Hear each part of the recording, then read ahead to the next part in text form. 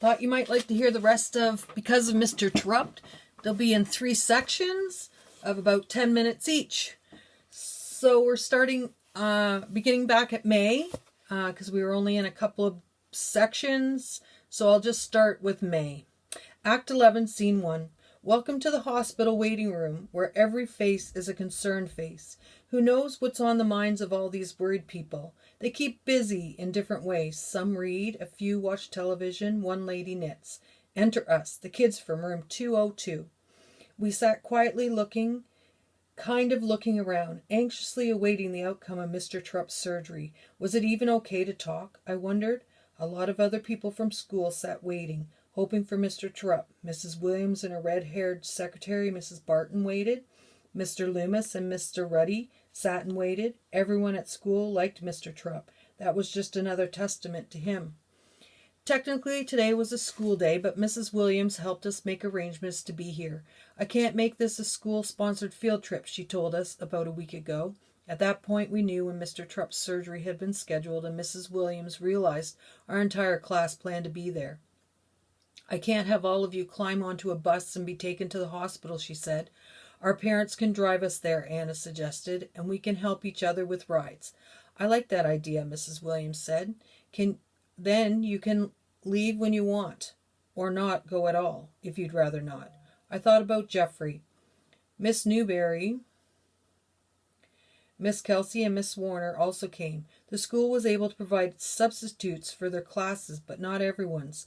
I expect all the teachers would have been here if it weren't a school day. That was when I realized that Mr. Terupt didn't have any family present, not one person. I thought of his desk back in our classroom. Every teacher has family pictures on his or her desk, not Mr. Terupt. And there were only 2 flower arrangements in his hospital room, one for Miss Newberry and one from Snow Hill School. But no Mom or Dad were sitting next to his bed. How had I missed it? Not one family picture, not one family member visiting or waiting next to me. Did he even have any family? I wondered. Had my mother noticed and not said anything? Had any of my classmates had these same thoughts? All of a sudden, there was so much I didn't know about my beloved teacher. I just wished he'd open up more and give me a chance, I heard Miss Newberry say. She was talking quietly to Mrs. Williams. He was beginning to let me get close. I don't know what he's so afraid of, or what he's hiding, Mrs. Williams added. I just want the chance, Miss Newberry said. I care about him so much, and so do these kids. He better pull through. I heard Miss Newberry's voice crack. Mrs. Williams put an arm around her. They were quiet. I suddenly had a lot of unanswered questions going through my mind, but none of them mattered if Mr. Terupt didn't make it through the surgery. How long will his operation take? Anna asked. She didn't realize she had blurted this out until she met our startled looks. Thanks, Anna, I thought. The perfect candidate to break our silence. 8 hours, Luke said. Less if it goes well. More if there are any complications. Silence again. Luke. I'd visited the hospital several times, but never once had I gone to the waiting room, not until I sat in there with my class on brain surgery day, sat for hours. The room had a nice layout. The architects had found a way to maximize, dollar word, the area while keeping a large perimeter. The room represented a rectangle with little sections of the wall jutting into the interior here and there. This created corners and smaller spaces within the larger room. I figured this was important because people wanted privacy. At least that was how it felt while I waited. Danielle.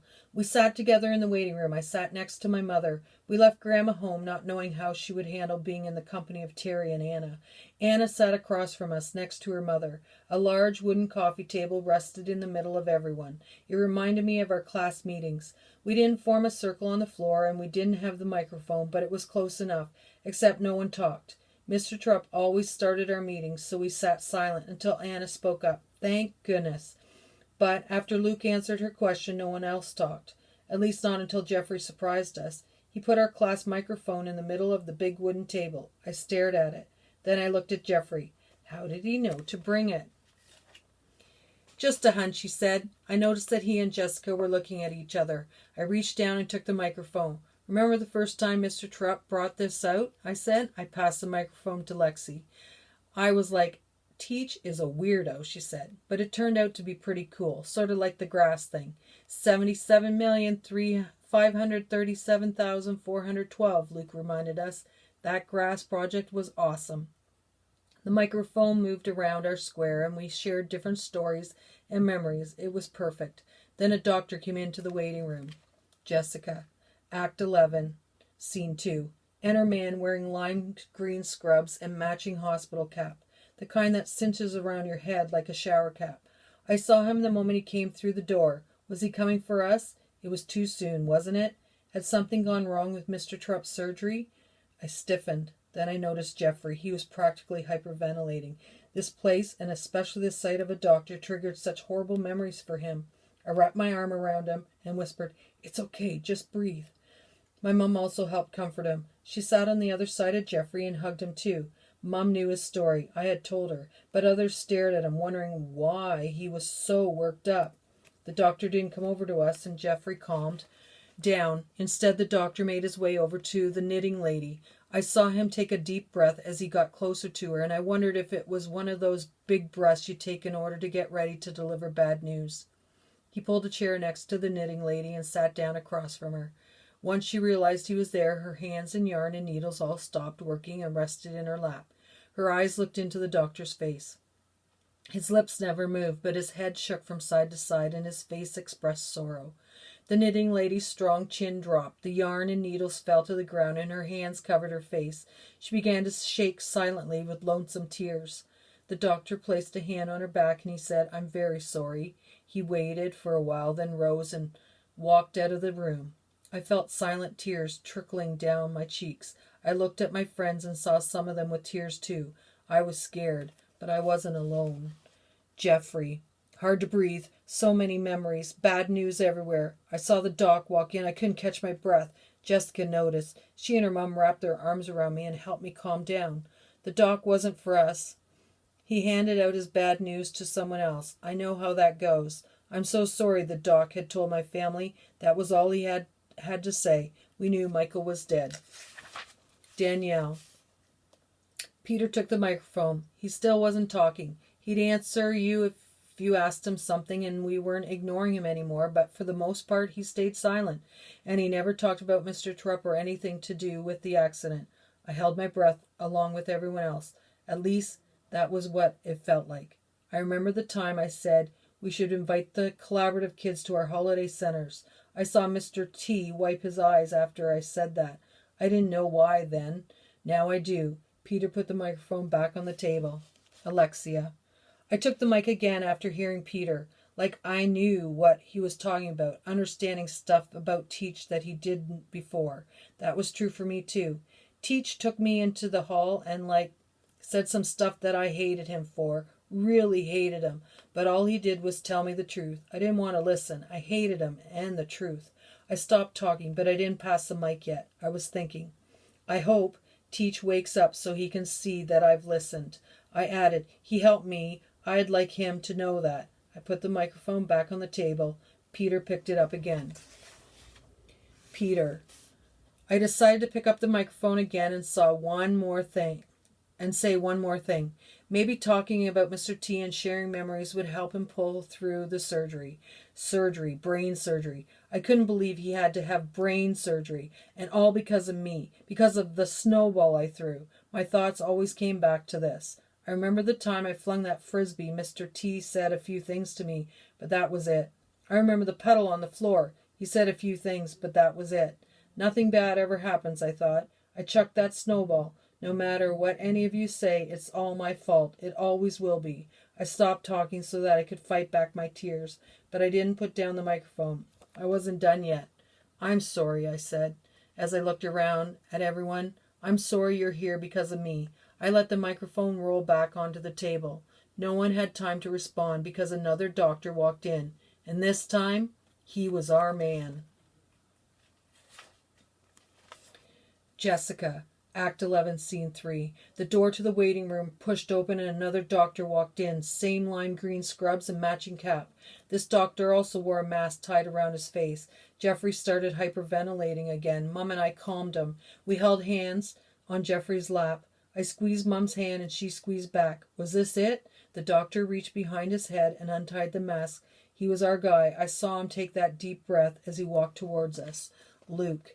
I saw Dr. Wilkins approach us. My heart took off like a car that had its gas pedal mashed to the floor. Please, please, please have good news, I repeated over and over again in my head.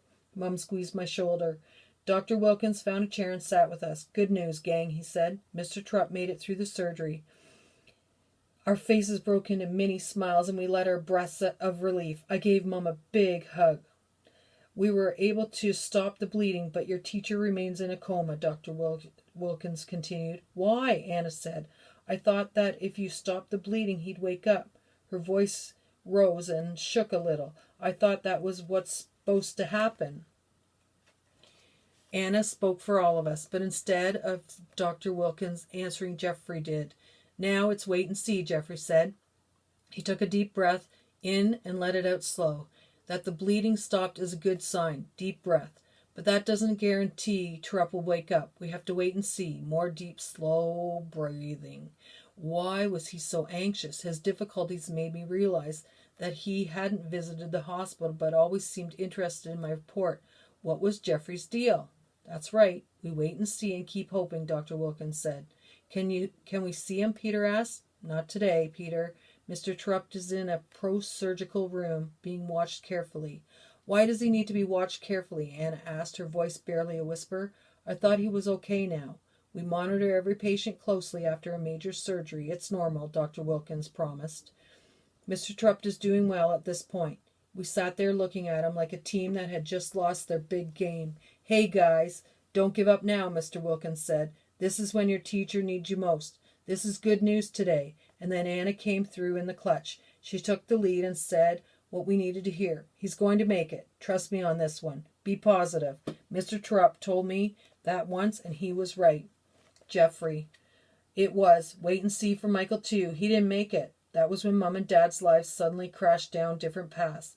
I don't know if their paths will ever come together again, but it's okay to hope. I hope Terupt makes it. I'm trying hard to believe Anna. Jessica, Act 11, Scene 4. That was it. Wait and see.